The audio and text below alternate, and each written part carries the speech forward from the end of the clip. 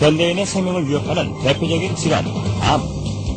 현대의학의 3대 암 치료법은 외과적 수술과 항암제 및 방사선 치료. 하지만 말기암인 경우 암 완치는 고작 20%. 첨단 현대의학도 암을 불치병으로 남겨놓은 상황인데 현대의학이 풀지 못하고 있는 불치병들, 그 해법을 면역력 강화에서 찾고자 하는 시도들이 새롭게 관심을 모으고 있다. 이런 가운데 산학연 협동의 면역 연구 개발은 경쟁력 있는 결실을 연이어 내놓고 있는데 과감한 투자와 지속적인 연구로 부작용 없는 면역 치료에 도전하는 우리 의료계의 변화. 천연 생약제에서 추출한 성분으로 만든 항암 기능성 식품이 국내에서 처음으로 개발돼서 이르면 이달 안에 시판될 예정입니다. 주용호 기자가 전합니다. 항암과 암치료 부작용이나 성인병을 예방하기 위해 개발된 기능성 식품입니다. 해모힘과 해바손으로 이름 지어진 이들 식품은 생체 손상을 막고 조혈과 면역 증진, 생체 조직의 재생을 촉진하는 기능을 발휘합니다. 이러한 효능을 입증하기 위해 쥐에게 암세포를 투여해봤습니다.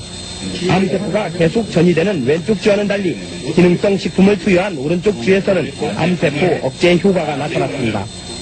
이번에 개발된 이 두 기능성 식품은 해바라기와 당귀 등 우리의 전통 한약재에서 그 성분을 추출했습니다. 생명공학과 방사선 기술로 천연생약제를 조합해 새로운 복합 물질을 만드는 방식을 썼습니다. 각각의 성분들을 분리를 해서 그것의 각각의 효능을 검증한 다음에 효능을 극대화할 수 있게 다시 그 성분들을 재구성한 겁니다. 종전의 천연생리 활성물질은 항암 효능에 한계가 있고 독성까지 강했습니다. 하지만 이번에 개발된 항암 기능성 식품은 여러 성분을 조합해 효능을 높이고 독성은 없앴습니다. 이들 항암 기능성 식품은 원자력 병원 등에서의 임상시험과 병행해 이번 달 안에 시판될 예정입니다. KBS 뉴스 조용호입니다. 환자의 면역력을 탁월하게 높여주는 새로운 생약 복합제가 국내 연구진에 의해 개발됐습니다. 임상시험 결과 백혈구 회복을 높여주고 암치료 부작용도 크게 없애주는 것으로 나타났습니다. 최상원 기자가 소개합니다. 생약을 섞어서 만든 해모임이란 생약물질입니다. 원자력 연구소는 천연생약제 30여 종을 집중 분석한 끝에 당귀와 천궁, 백작약 등을 재합성해 이 생약물질을 만들었습니다. 이들 생약제에는 면역을 활성화시키고 조혈장애를 없애는 황산화물이 있는데 연구팀은 이 성분들을 재구성하는 방법으로 면역 증강물질을 개발했습니다. 원자력 병원에서 임상시험을 한 결과 새 생약물질은 암 환자들의 면역력을 크게 높이는 것으로 나타났습니다. 유방암과 자궁암 환자 각각 12명에게 새 생약물질을 복용시켰더니 모두 회복 속도가 60% 정도 빨라졌습니다. 특히 이 생약 복합제는 암치료에 따른 염증이나 구토 같은 부작용을 크게 줄일 수 있는 것으로 나타났습니다. 암 환자들은 치료를 받으면서 기력이 떨어져 문제가 됐지만 생약 복합제를 복용한 환자의 80%가량이 기력 회복에 큰 도움이 됐다고 답했습니다. 해모힘을 먹은 환자들은 전신 무력감이 많이 없어져서 더 약을 요구하는 환자들이 많았습니다. 연구팀은 이 물질에 대한 2, 3차 임상시험을 거쳐 신약 개발에 나설 계획입니다. KBS 뉴스 최성원입니다. 한국원자력연구소가 정부 출연 연구기관으로서는 처음으로 기술 출자를 통한 벤처기업을 설립했습니다. 이번 투자는 금전이 아닌 기술 투자에서 연구기관 벤처 창업의 새로운 모델로 평가받고 있습니다.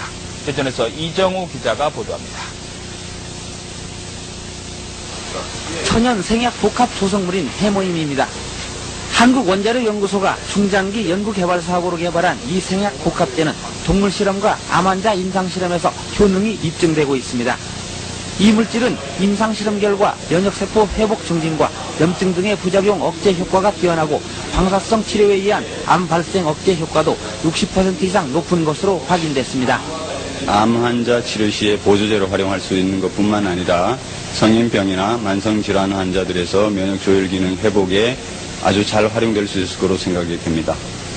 이 연구 성과물이 기술 출자 형태로 산업체에 이전돼 벤처기업으로 다시 태어났습니다. 이번 기술 출자는 한국원자력연구소가 직접 벤처기업에 공동으로 참여하는 방식으로 그동안의 단순한 기술 이전과는 다릅니다. 정부 출연 연구기관의 기술 출자로 탄생한 벤처기업의 공식 출범은 연구 성과물에 대한 새로운 장을 열고 있습니다. 정부 지원만을 받는 연구소에서 탈피해 연구 성과물의 상용화, 산업화를 통해 경쟁력을 강화하고 이익금을 환수해 연구 기반 확충에도 도움을 줄 수 있다는 설명입니다. 연구자들이 더 용기를 가지고 더 좋은 연구 성과 내고 성과가 나오는 대로 민간에 이렇게 기술을 넘겨줘서 민간이 또 새로운 기업을 자꾸 창출하는 그런 아마 좋은 전기를 마련했다고 이렇게 봅니다. 기술투자 벤처기업은 금전 등 실물 자산이 아닌 특허와 실용신안 등 기술 투자로 이루어지기 때문에 연구기관 벤처 창업의 새로운 모델로 평가받고 있습니다. YTN 이종우입니다.